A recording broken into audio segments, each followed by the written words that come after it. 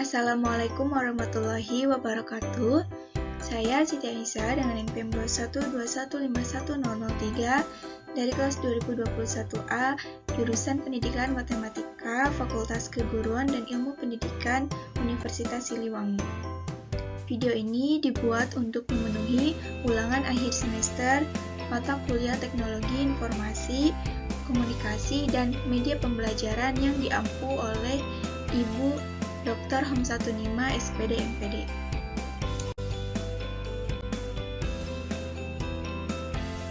Nah, sudah beberapa tahun ini, semenjak adanya COVID-19, semua dilakukan secara online, termasuk di bidang pendidikan. Kini, pembelajaran dilakukan secara online. Namun, ketika pembelajaran dilakukan secara online, banyak kekurangan dari hal tersebut. Misalnya saja, pembelajaran menjadi tidak efektif. Nah, ketika dilakukan secara offline, siswa kadang merasa kesulitan dalam mempelajari suatu materi, apalagi sekarang yang dilakukan secara online. Nah, oleh sebab itu, sekarang sebagian pendidik itu sering memberikan suatu video pembelajaran yang dimaksudkan untuk dapat membantu peserta didik untuk mempelajari suatu materi.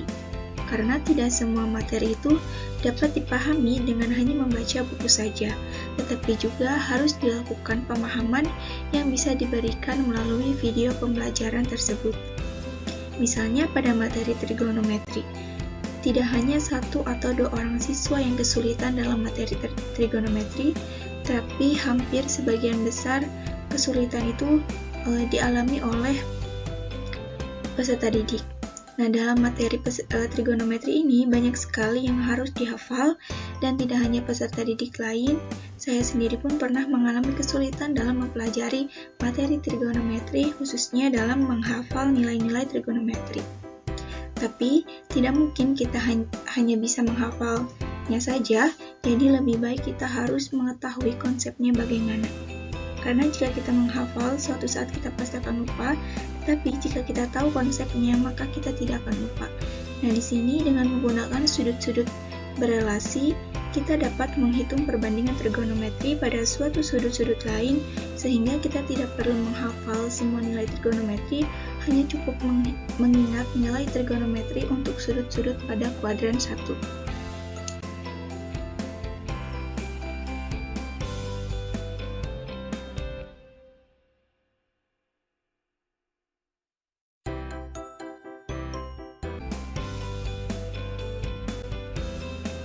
Sudut berelasi.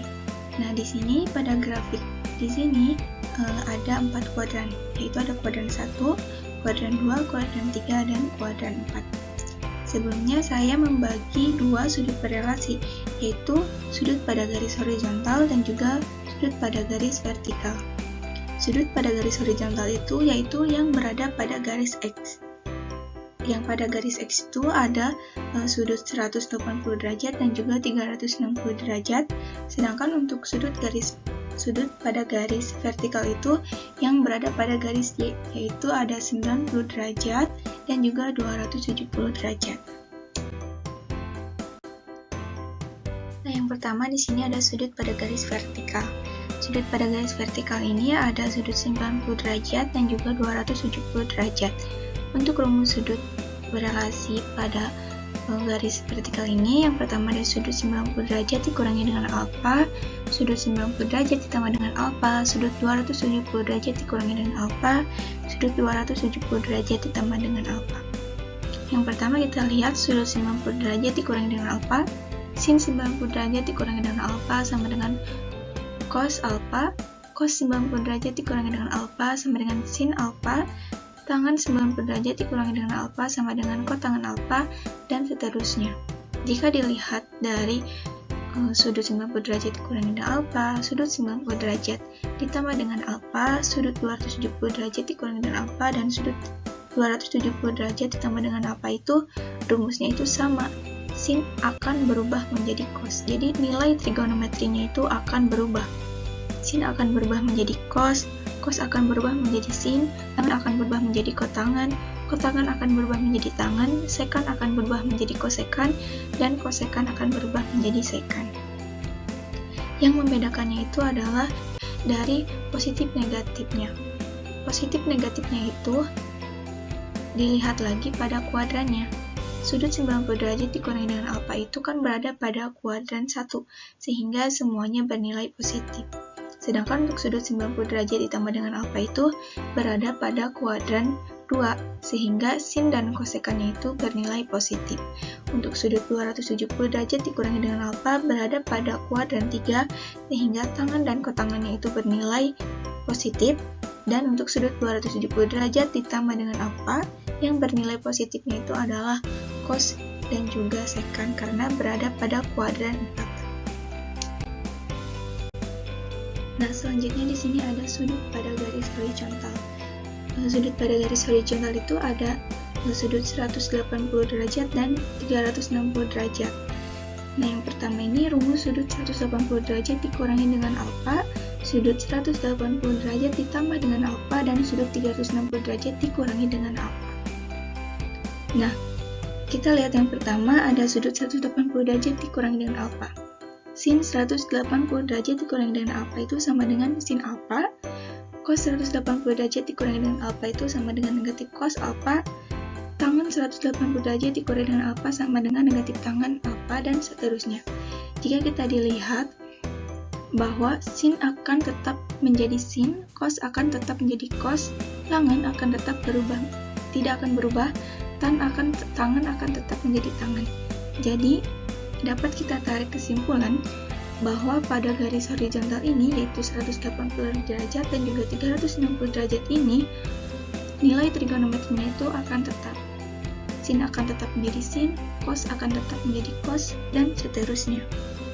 Negatif positifnya itu kembali lagi pada kuadrannya, di mana 180 derajat dikurangi dengan apa itu pada kuadran 2, yaitu yang benda positifnya adalah sin dan kosekan.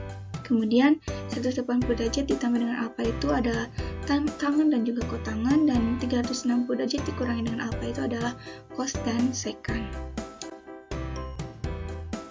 Nah, selanjutnya di sini ada sudut n dikali 360 derajat dikurangi dengan alfa, dan sudut n dikali 360 derajat ditambah dengan alfa. Di sini karena menggunakan sudut 360 derajat, yaitu garis pada horizontal, maka nilai trigonometrinya itu tetap. Sin akan tetap menjadi sin, cos akan tetap menjadi cos, tangan akan tetap menjadi tangan, dan seterusnya.